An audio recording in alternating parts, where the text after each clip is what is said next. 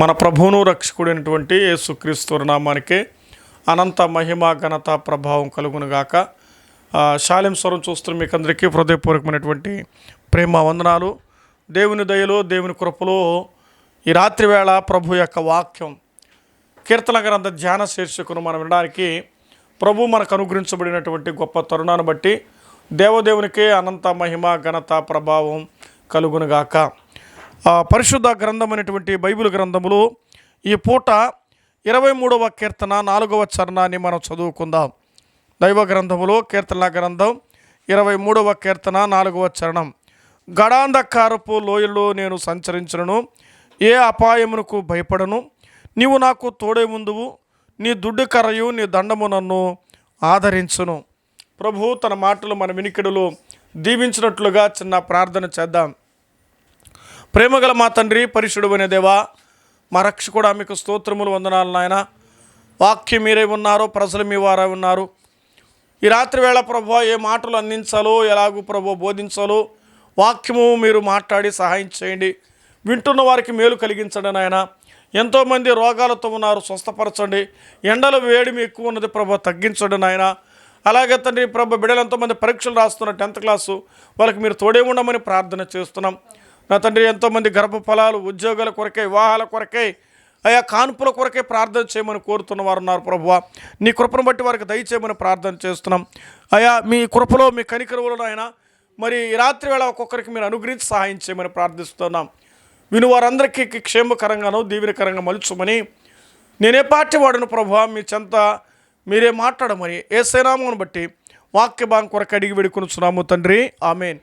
మంచిది, ఆమెన్ చెప్పిన మీకు అందరికీ రక్షకుడైన యేసు నామమును మరొకసారి వందనాలు. ఏదేమైనా దేవుని వాక్యం చాలా విశేషమైనది.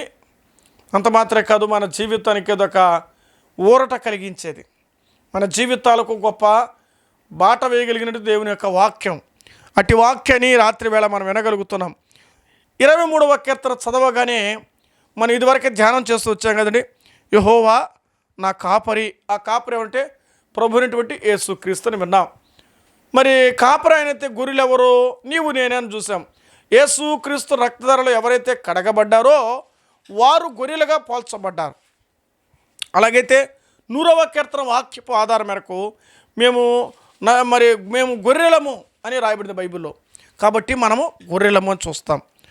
ఇక్కడ మనం గమనం చేస్తే దావీదు తన కీర్తనలో యెహోవా నా కాపరి అన్నాడు, పచ్చిక గల చోట్ల ఆయన నన్ను పరుణ చేయించున్నాడు.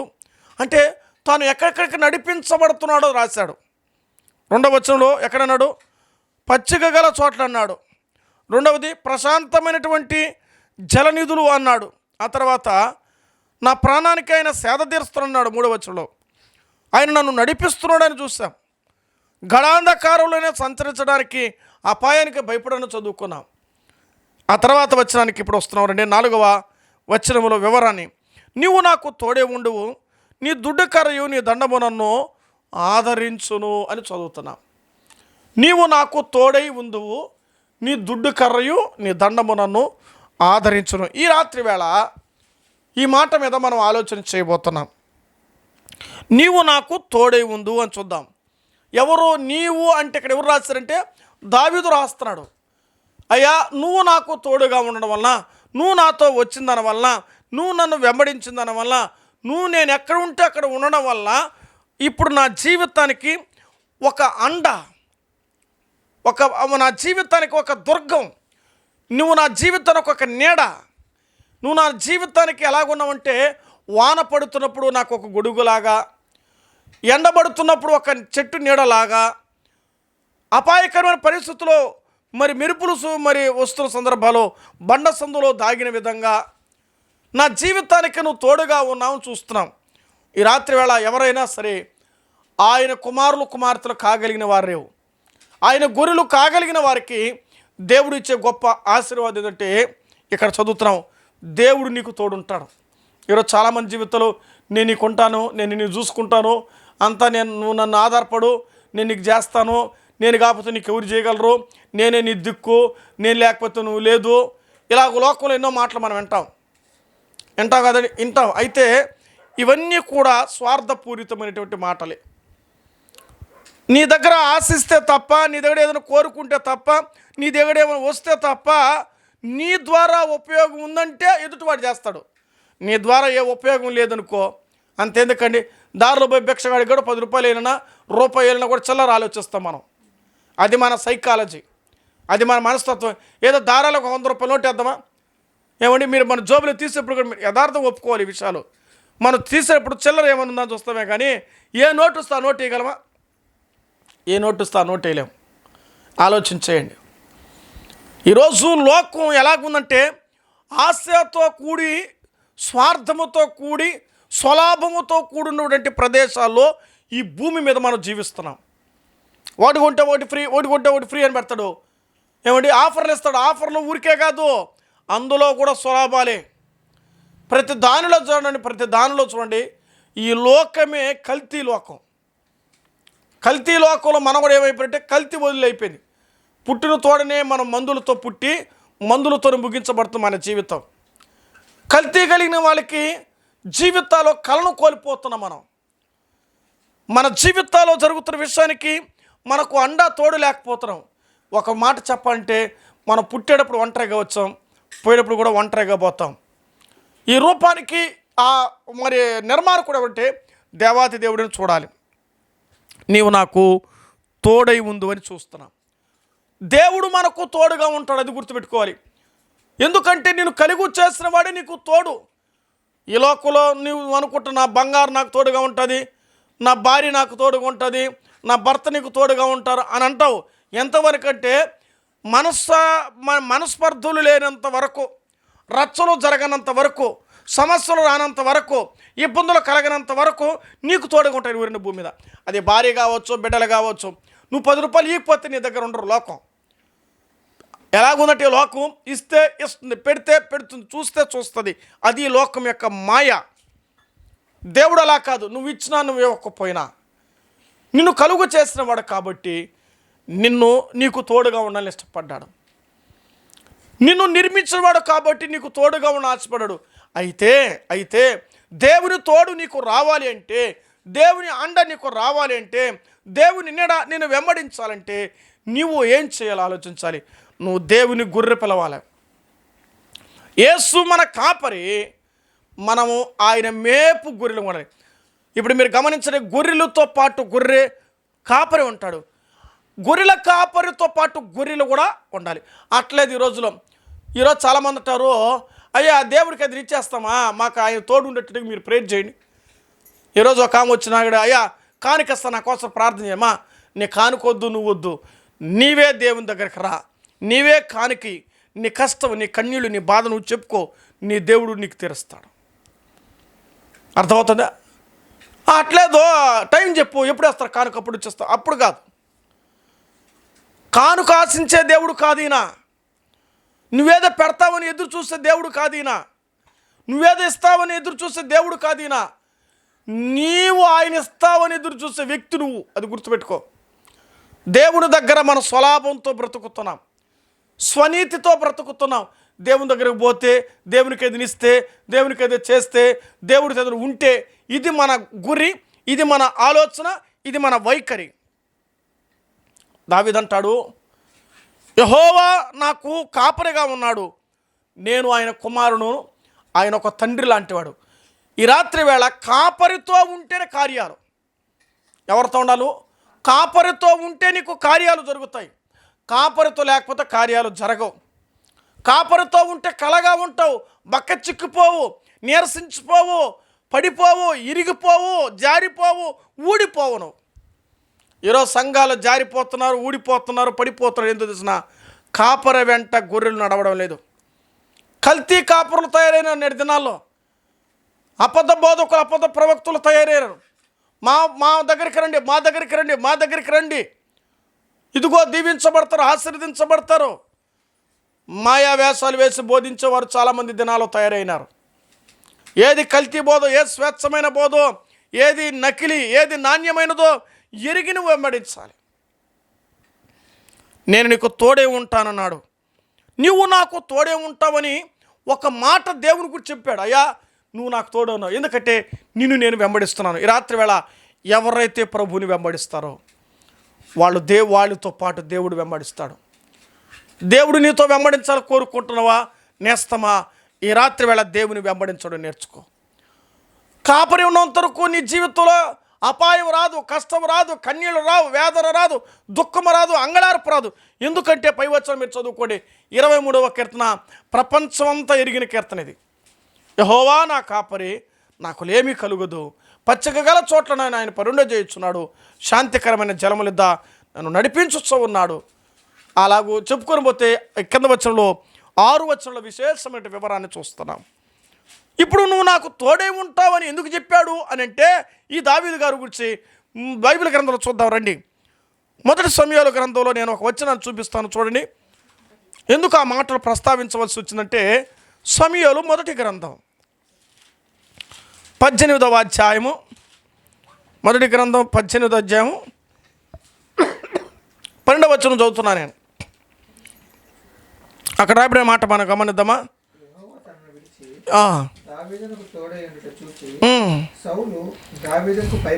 దావీదునకు భయపడు. చాలా ఇక్కడ రాబడిన మాట మనం గమనిద్దాం చూడండి. యెహోవా కదండి, యెహోవా అతని విడిచంటే ఎవరిని?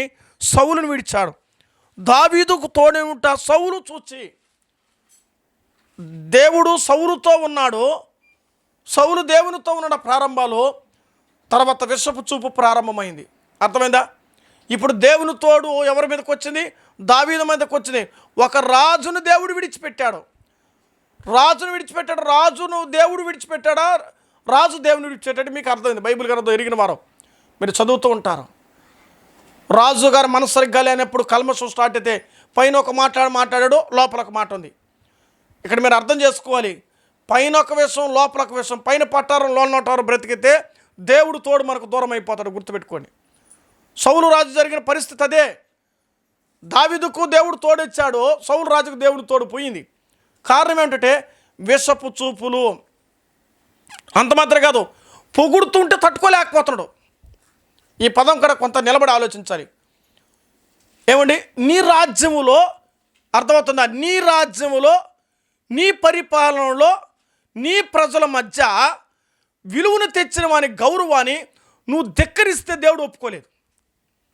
నువ్వు ధిక్కరిస్తున్నావు, నువ్వు తృణీకరిస్తున్నావు, నువ్వు ఎగతాలి, నువ్వు ఎంతటో నువ్వు బచ్చా, నువ్వు ఆఫ్టర్ ఆల్ నువ్వేంది గొర్రెలు కాపరి, నువ్వు చదువు లేనివాడు, సంజయ్ లేనివాడు, అసలు మీ అన్నలు మా దగ్గర పెరిగిన వాళ్ళు అంత తక్కువగా మాట్లాడాడు.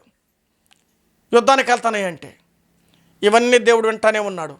నువ్వు ఆఫ్టర్ ఆల్ అసలు ఏమొచ్చు నీకేమొచ్చు? ఏమి రాదు, నీకేమి రాదు. రాజుగారు అన్నాడు. అలా అంటున్నాడు. ఆ తర్వాత యుద్ధంలో జయించాడు. కడుపు మంట స్టార్ట్ అయ్యింది. అందరూ పొగడుతున్నాడు, అందరూ పొగిడేస్తున్నారు దావీదుని. ఇక్కడ గుర్తుపెట్టుకోండి, ఒక వ్యక్తికి దేవుడు తోడున్నాడు, ఒక వ్యక్తిని గౌరవిస్తున్నంటే అది తన గొప్పతనం కాదు, దేవుళ్ళలో చేస్తున్నటువంటి ఆ బలమైనటువంటి దైవ కార్యాలు బట్టి గౌరవం వస్తాయి. డబ్బును బట్టో, హోదాను బట్టో, ఉద్యోగాలు బట్టో ఎదుటివాడు నేను గౌరవించడో, ఒకవేళ గౌరవిస్తుంది నటన. సార్ నమస్తే సార్, ఇట్లా కొంతమంది ఉంటారు, చాలామంది వంగే వాళ్ళు ఉంటారు.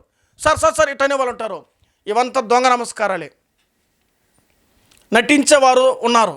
ఎందుకంటే నీ దగ్గర ఏదైనా అవసరాలు ఉంటాయి కాబట్టి ఇంకా ఆయన చెప్పిపోతే, ఆయనకు లోబడకపోతే ఏమనుకుంటాడేమని హృదయపూర్వక వారు మనస్సాక్షి అంతరాత్మలో ఏం చేస్తుందో మనం చేస్తున్న తప్పును వాడికే తెలిసిపోతాను. ఇక్కడ చిన్న చూపు చూడడం మొదలుపెట్టారు, విషపు చూడడం మొదలుపెట్టాడు, అతను హేళనగా మాట్లాడడం మొదలుపెట్టాడు.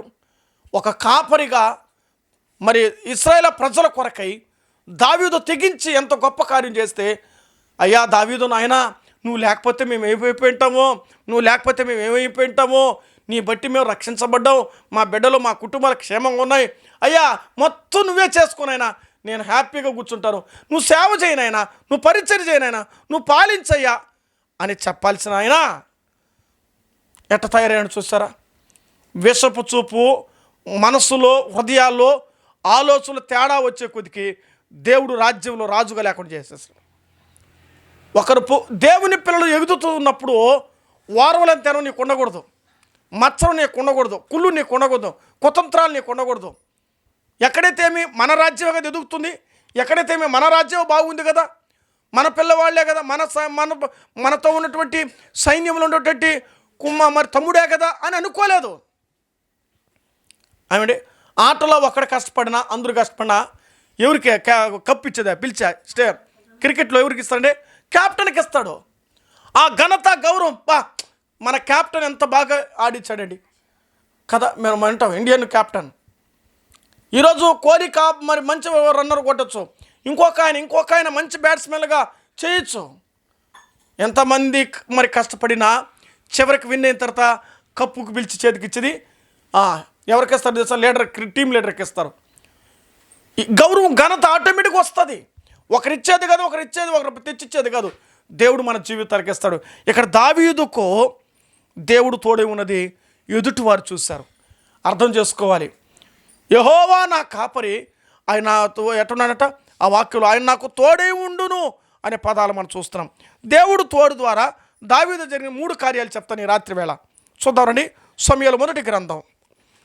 దేవుడు దావీదుకు తోడై ఉన్నందువలన ఏమి జరిగిందో వాక్యంలో నేను చదువుతాను. సమూయేలు మొదటి గ్రంథం 11వ అధ్యాయము 9వ వచనంలో ఈ మాటను మనం చూద్దాం.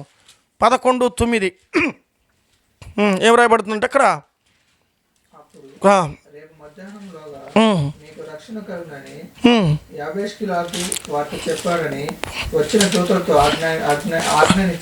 చూడండి, రాయబడిన మాటల్లో ఆ వాక్యంలో సమూయేలు మొదటి గ్రంథంలోనే మనం ఆ మాట గమనిస్తాం. దావీదు అంతకంతకు వర్ధిల్లినట్టుగా దైవ గ్రంథంలో మనం చదువుతాం. ఈ మాటలో మనం గమనించాలి. ఆ తర్వాత ఇదే అధ్యాయంలోనే సమూయేలు గ్రంథంలో కూడా ఆ మాటను మనం చూస్తాం. ఏమి రాయబడుతుంటే దావీదు అంతకంతకు వర్ధిల్లెను అనే మాటలు తన గ్రంథమందు రాయించాడనమాట. కాబట్టి మొదటి దినవృత్తాంతాల గ్రంథం చూద్దాం. చూడండి 18వ అధ్యాయం 13వ వచనంలో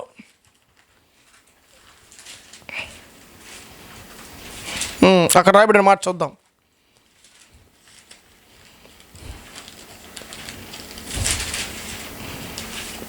దినవృత్తాంతములు మొదటి గ్రంథం 18వ అధ్యాయం 13వ వచనం చదువు నాయనా. కావలి సైన్యమును ఉంచెను, అతనికి సేవకులైరి. దావీదు పోయిన చోటనల్లా యెహోవా అతన్ని రక్షించెను. దావీదు పోయిన చోట్లకెళ్ళను అతను ఏం చేశాడంట? రక్షించను మాట రాయబడుతుంది అక్కడ. దావీదు పోయిన చోట్లకల్లా రక్షించబడ్డాడు. అందుకని గడాంధకారపు లోయలోనే వెళ్ళినా ఆయన రక్షిస్తూ ఉన్నాడు. చీకటి కలిగిన స్థలాల మధ్యలో వెళుతున్నా ఆయన నన్ను రక్షిస్తున్నాడు. ఇప్పుడు దేవుడు దావీదుకు తోడుగా ఉన్నందువలన తాను రక్షించబడుతున్నాడు. అది అంతఃపురంలో అయినా సరే, అది యుద్ధ భూమిలో అయినా సరే, అది జనుల మధ్య అయినా సరే, అది మరి గడాంధకారపు లోయైనా సరే, ఎందుకంటే దావీదుకు దేవుడు తోడుగా ఉన్నాడు కాబట్టి రక్షించబడ్డాడు. దావీదు అంతకంతకు అది కూడా ఆయనని కూడా రాయబడుతుంది అన్నమాట గ్రంథంలో.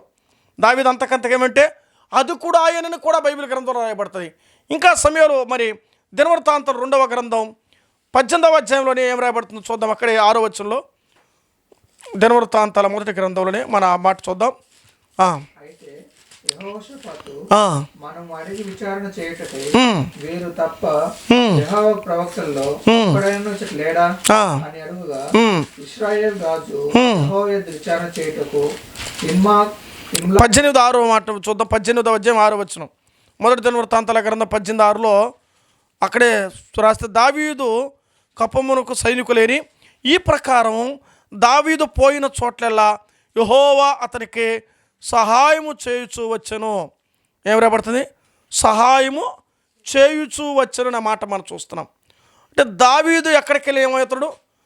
దేవుడు అతనికి ఏం చేస్తాడంటే సహాయము చేస్తూ వచ్చినట్టుగా మనం చూస్తున్నాం. అది దేవుని యొక్క కృపా భాగ్యం. దావీదు పోయిన చోట్లకల్లా సహాయం చేస్తూ వచ్చాడు. ఇక్కడే దినవృత్తాంతం మొదటి గ్రంథం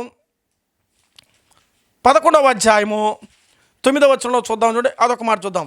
సైన్యములకు అధిపతి యెహోవా అతనికి తోడుగా ఉండగా దావీదు ఈ ప్రకారము అంతకంతకు అధికుడగుచూ ఉండేను. 3 విషయాలు ఇక్కడ మనం గమనించాలి. ఒకటేమో దేవుడు అతన్ని రక్షిస్తూ ఉన్నాడు. రెండోదేమో అతనికి అంచెలంచెలుగా అధికుడవుతున్నాడు, వర్ధిల్లుతున్నాడు. పోయిన చోట్లకెల్లా వర్ధిల్లుతున్నాడంటే ఇప్పుడు కారణం ఏంటి? దావీదు బలమా, లేదా దావీదుకి ఏమైనా ఆస్తులు ఉన్నాయా, దావీదుకి ఏమైనా సపోర్టర్స్ ఉన్నారు, ఎవరు లేరు. ఒంటరిగా వచ్చాడు, దేశానికి వచ్చాడు, దేశంలోనే రాజు అయ్యాడు. ఎవరిని బట్టి? కేవలం తన దేవుడిని యెహోవాను బట్టి తాను ఆ స్థాయిలోకి వెళ్ళి ఒంటరి వాడు, వేల మందిని సంపాదించగలిగే ఆధిక్యతలు కలిగిన వాడు. ఒంటరి అన్నలు భయపడ్డారు, యుద్ధభూమిలో ఉన్నారు. దేవుని కొరకు రగిలించబడ్డాడు, నా కాపరిని గుర్తించాడు. ఎవరైతే యేసుక్రీస్తుని సొంత రక్షకుడిగా అంగీకరించి, దేవా నేను పాపిని ప్రభువా నన్ను రక్షించి నీ బిడ్డగా చేసుకునింటే వాళ్ళందరినీ దేవుడు రక్షిస్తాడు. వాళ్ళను కూడా దావీదుకి ఎలాగైతే తోడే ఉన్నాడో నీకు నాకు అలాగే దేవుడు తోడుగా ఉంటాడు. అయితే దావీదు చేసిన పని నేను చేయాలి. దావీదు దేవుడిని అంగీకరించాడు, దేవుని కొరకు రోషంగా బ్రతికాడు, అందుకే నా కాపరి అన్నాడు. ఈరోజు మనము మన కుటుంబాలను రక్షించాలంటే, మన పని పాటలో రక్షించాలంటే, మన ప్రయాణంలో రక్షించబడంటే రక్షకుడైనటువంటి యెహోవా కాపరిగా మనకు ఉండాలి. ఈనాడు పోలీసులు రక్షక భటులు మనకున్నారు. యుద్ధాలు జరగకుండా, సమస్యలు రానివ్వకుండా అందరినీ బందోబస్తు చేయడానికి రెడీగా ఉన్నారు. అయితే మన జీవితానికి రక్షకుడుగా, మన ఆత్మీయత జీవితానికి, ఆత్మకు కదని ఆత్మను రక్షించే దేవుడు ఈయన. ఆత్మకు తోడే ఉన్నవాడు ఆయన. శరీరానికి తోడే ఉన్న దేవుడు, ఆత్మకు తోడే ఉన్న దేవుడు అని చూస్తూ ఉన్నాం. ఈ దేవాది దేవుడు అక్కడ రాయబడిన మాటలో సహాయకుడు ఎక్కడికి పోయినా ఎన్ని విషయాలు అంటే, ఒకటి దేవుడు అతనికి పోయిన చోట్లకెల్లా రక్షిస్తూ వచ్చాడు. అతను పోయిన చోట్లల్లా కూడా అధికుడుగా ఎంచబడ్డాడు. అంత మాత్రం కాదు, సహాయము కలిగింది. సహాయము కలిగినందువలన సాగిపోయాడు, ఆగిపోక. ఈరోజు చాలామంది ఆగిపోతారు. ఎందుకు తెలిసిన? సహాయం లేక, అండ లేక, తోడు లేక, నీడ లేక, భద్రత లేక, బాధ్యత లేక వారు పోగొట్టుకున్న కారణం ఏంటంటే వారికి ఉండవలసిన స్థానాలు కోల్పోయారు. దేవుని యొక్క తోడు వల్ల వీటన్నిటి సంపాదించుకోగలరు. నేస్తమా, ఈ రాత్రి వేళ ఎవరైనా వింటున్నా మీరు ఎవరైనా సరే, నీవు దేవుని తోడును సంపాదించు, దేవుని తోడును సంపాదించు, దేవుని నీడను సంపాదించు. నీకు డబ్బు ఉండొచ్చు, నీకు సిరి సంపదలు ఉండొచ్చు, నీకు మేడ మెజ్జులు ఉండొచ్చు, నీకు ఎన్నెన్న ఉండొచ్చు. బాగలేనప్పుడు హాస్పిటల్కి పోతే డాక్టర్ అంటారమ్మా మా వల్ల ఏమి కదమ్మా, ఇంకా దేవుడమ్మా అంటారు. మీ ఇష్టం, ఇంకా దేవుడే కార్యం చేయాలంటారు. కొన్ని సందర్భాల్లో డాక్టర్లు చేయలేనిది కూడా దేవుడు చేస్తున్నాడమ్మా. బాబోయ్య వింటున్నారా ఈ రాత్రి వేళ? దేవుడు తప్పనిసరిగా నీకు చేస్తున్నందువలనే ఈనాటికి మనం సజీవులుగా ఉన్నాం. ఏమి దేవుడే మనం అనుకుంటున్నామే, కానీ దేవుడు మనం కాపాడుతున్నాడు. దేవుడు మనలో ముంచివేయకుండా, కరుణలు చంపివేయకుండా ఇంకా మనం బ్రతికి ఉన్నట్టు దేవుని మహాకృప. ఎంతో మంచివారు, నీతిమంతులు, కష్టపడిన వారు, సంపన్నులు, ఎంతోమంది కోటీశ్వరులు, ఐశ్వర్యవంతులు లోకానికి వెళ్ళిపోయారు, లోకం విడిచి. ఇంకా మనం ఉన్నామంటే దేవుని చిత్తమే ఉన్నది. నీవు ఆయన కావాలి, ఆయన నీతో ఉండాలి, అది సంగతి. కాబట్టి దేవుడు మనతో ఉండడానికి, దేవుడు మనకు తోడే ఉన్నవాడనే ఉండడానికి కోరుతూ ఉన్నాడు. దావీదు అన్నాడు, అయ్యా నీవు తోడుగా ఉండడం వలన నేను అధికుడయ్యాను, నువ్వు తోడుగా ఉండడం వలన నేను రక్షించబడుతూ ఉన్నాను, నీవు నాకు తోడే ఉండడం వలన నాకు సహాయం కలుగుతుంది ప్రభువా, అందుకే నువ్వు నా కాపరి, నువ్వు నా కాపరిగా ఉన్నావు కాబట్టి నేను తోడుతో నడిపించబడ్డాను అన్నాడు. రండి 23వ కీర్తనలకి ముగింపులోనికి వద్దాం. 23వ కీర్తన 4వ చరణంలో, ఏ అపాయమునకు భయపడను, నీవు నాకు తోడే ముందు, నీ దుడ్డు కర్రయు నీ దండము నన్ను ఏం చేస్తాంట ఆదరించును. నీ దుడ్డు కర్ర, నీ దండము. నీ దుడ్డు కర్రనగా ఇక్కడ రాబడిన మాట దేవుని చేతి కర్ర. బైబిల్లో చాలా కర్రల గురించి రాయబడ్డాయి, నేను అవన్నీ కూడా చెప్పడం లేదు, కానీ దేవుని చేతి కర్ర అని రాయబడింది బైబిల్ గ్రంథంలో. మనం గమనం చేస్తే మందురు మరి గమనించండి, కర్ర దేనికి వాడతారు. ఉదాహరణగా జనరల్గా ఇలాగ ఆలోచన చేద్దాం. ఒక గొర్రెల కాపరి కర్రను ఎందుకు తీసుకెళ్తారంటే కొన్ని కారణాలు ఉంటాయి, ఊరికి తీసుకోబడు కదా. మీరు ఎప్పుడు చూస్తారా? ఇప్పుడైతే ప్లాస్టిక్లు వచ్చాయి కాబట్టి బాగా జమ్మని ఓ బాటలు కట్టుకొని పోతున్నారు. అప్పుడైతే బాటలు కూడా లేవు, ప్లాస్టిక్లు ఇప్పుడు వచ్చినాయి, అప్పుడు లేవు. వాళ్ళు అప్పుడు కట్టుకునేటప్పుడు రకరకాలైనటువంటి మరి పూర్వం మరి ఉన్నటువంటి వస్తువులతోనే, ఆకులతోనే, కొయ్యలతోనే వాళ్ళు ఏం చేసేవాళ్ళు, అలాగూ వారు వాటర్ బాటిల్ లాగా చేసేవారు. ఇప్పుడు లేటెస్ట్ ఎన్ని ఉన్నాయో అంటే లెక్కలేవు. అసలు బాటలకు కరువు లేదు, కొరత లేదు. ఇక్కడ చెప్పవలసిన విషయం ఏంటంటే, ఒక కాపరి కర్రను ఎందుకు తీసుకెళ్తాడు?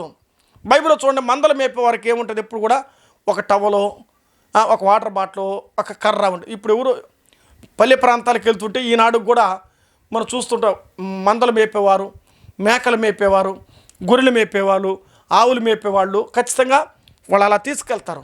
కర్ర ఎందుకు తీసుకెళ్తారంటే దానికి రీజన్స్ ఉన్నాయి. ఒకటి, కర్ర ఎందుకు తీసుకెళ్తారు మీరు వినేవారు ఆలోచించండి. ఎందుకు తీసుకెళ్తారు? ఒకటి, కర్ర దాన్ని తీసుకెళ్ళడానికి రీజన్ అంటే వారికి వారు కాపాడబడ్డానికి. పోతాం టకామర పాము వచ్చేస్తుంది అనుకోండి, అప్పుడు ఏం చేయాలి? దాన్ని చంపాలి కదా. తాను బ్రతకంటే అది సావాలి అంటే తనకు తాను రక్షించుకోవడానికి కర్ర అవసరం. తనకు తాను రక్షించుకోవడానికి కర్ర అవసరం. మరి ఇంకో రెండోది ఏంటంటే కర్ర కొన్ని సందర్భం నడవలేనప్పుడు అది ఆ కర్ర వాళ్ళకి ఏమవుతుంది తెలిసిన కొంత సపోర్ట్ అవుతుంది. దాని మీద మీరు దాని మీద పట్టుకొని ముసలు ఎలాగైతే పట్టుకొని నడుస్తారో ఆ విధంగా వాళ్ళు కొన్ని సందర్భాల్లో ఎక్కడెప్పుడు కానీ కొన్ని సందర్భాల్లో అది చాలా కర్ర వారికి అవసరం. మూడవ కారణం ఏంటంటే దాని ద్వారా వారి జీవితాలకి కొంత ఆదరణ కలుగుతుంది. కర్ర నా దగ్గర ఉంది కాబట్టి కొంచెం పర్వాలేదు అనుకోరు. అది కర్ర ఏంటంటే అది దండించడానికి ఆ కర్ర ద్వారా గురి ఎటువంటి టప్పకర కొడతా వెనకాల ఆ సరిగ్గా మళ్ళీ వస్తుంది. చూడండి మీరు దమ వేసి కొడుతుంటారు కర్రలో. జీవాలను ఏం చేస్తారంటే చెప్పిన మాట పోయింది వాటిని ఏం చేస్తారా వేసలా కొడితే తప్పకర పడుతుంది పెట్లు మనం చూస్తూ ఉంటాం. ఒక్కోసారి ఇది భయాన్ని పరిగెత్తుంది అంటే ఎగిరి పరిగెత్తుంటుంది. అది అట పరిగెత్తా ఉంటుంది. దాని దెబ్బకి కొడితే కొన్ని గొర్రెలు అట్ట కాదు చెప్పిన మాట విసిరే పో సైడ్ పో రేరు పో అంటాయి. రాజా గొర్రె పో అంటాడు. ఒక్కొక్క గొర్రెకి ఒక్కొక్క పేరు టైటిల్ పెడతారు. పల్లె ప్రాంతాలకు వెళ్తుంటే మనం ఎరిగిన వారు చూస్తూ ఉంటాం. అలాగైతే ఆ కర్ర ఇన్ని రకాలుగా ఉపయోగపడుతుంది కదండి. ఒకటి, కాపాడబడడానికి, మరి సపోర్ట్ అవ్వడానికి. మూడవది, దండించడానికి. ఇది సంగతి లోకంలో వాడుతున్నటువంటి విధానం. ఇంకేమైనా చెప్పగలరా మీరు? విన్నవారు ఒకసారి ఆలోచించండి. కర్ర దేనికి ఉపయోగపడుతుందంటే సాధ్యమైనంతవరకు అదే కొమ్మలు నరకదు, అర్థమైందా? అది కేవలం వీటి వరకు ఉపయోగించబడుతుంది. అయితే బైబిల్ గ్రంథంలో ఆత్మీయంగా మనం అర్థం చేసుకుంటే 23వ కీర్తన 4వ వచనంలో నీవు నాకు తోడే ముందు నీ దుడ్డు కర్రయు నీ దండము నన్ను ఆదరించును. దండము అర్థమైందా? ఆ దండం ఏం చేస్తుంటే సరి చేయడానికి వరకు దేవుని వాక్యం అనే ఖడ్గము, దేవుని వాక్యం అనేటువంటి కత్తె, దేవుని వాక్యం అనే సుత్తె, దేవుని వాక్యం అనే నీళ్లు మనం సరిచేస్తుంది. ఆయన చేతి కర్ర అని బైబిల్ గ్రంథంలో చూస్తాం. చూడండి నిర్గమకాండం 4వ అధ్యాయంలో ఈ వాక్యం చూస్తాం. దేవుని చేతి కర్ర అని బైబిల్ గ్రంథంలో మనం చదువుతాం. నిర్గమకాండం 4వ అధ్యాయంలో దేవుడు ఇశ్రాయేలు ప్రజల దగ్గరికి పంపించడానికి మోషే ఆహారంల ద్వారా దేవుడు ఎలాగూ ఈ కార్యం చేయించాడో ఐగుప్తులో ఉన్నప్పుడు జరిగినటువంటి కార్యాన్ని గురించి మనం చదువుతాం. 4వ అధ్యాయము 20వ వచనం. మోషే తన భార్యను తన కుమారులు తీసుకుని గాడిద మీద ఎక్కించుకుని ఐగుప్తుకి తిరిగి వెళ్ళెను. మోషే దేవుని కర్రను తన చేత పట్టుకొని పోయెను. దేవుడు తన మోషేను దేవుని చేతి కర్ర. అందుకే నీ దుడ్డు కర్రయు నీ దండము నన్ను ఆదరించుని దావీదు రాశాడు. ఇక్కడేమో మోషే, అక్కడేమో దావీదు. బైబిల్లో ఇశ్రాయేలు పైన 12 గోత్రాలు మందస్సు పెట్టెలో ఉంచినప్పుడు అహరోను కర్ర చిగురించింది. మోషే కర్ర ఎన్ని అద్భుతాలు చేసింది, అహరోను కర్ర ఎన్ని అద్భుతాలు చేసింది ఆలోచించండి. మోషే కర్ర ఎన్ని అద్భుతాలు చేసింది, అహరోను కర్ర ఎన్ని అద్భుతాలు చేసింది. మీరు గమనిస్తే చాలామంది చేతి కర్రలతో వెళ్ళిన వారు బైబిల్ గ్రంథంలో ఉన్నారు. చేతి కర్రలతో వెళ్ళిన వారు ఉన్నారు. కర్ర అనగా వెళుతున్నంటే మందలోనికి వెళుతున్నప్పుడు ఖచ్చితంగా కర్ర అవసరం. మందిరానికి వెళ్ళినప్పుడు బైబిల్ ఖచ్చితంగా అవసరం. చాలామంది మందిరానికి బైబిల్ దారు స్టైల్గా వస్తారు. మందిరానికి ఏదో పిక్నిక్కో లేకపోతే పార్కులు చూడడానికి వస్తారు. ఖచ్చితంగా మందిరానికి వచ్చినప్పుడు ఏమని మీరు ఆలోచించారు. కొంతమంది మీరు గమనిస్తున్నారా, మన హాస్పిటల్కి వెళ్ళాలనుకోండి, డాక్టర్కి అర్థమవుతుందా, డాక్టర్కి నర్సుకి తేడా ఏమంటే చెప్పండి.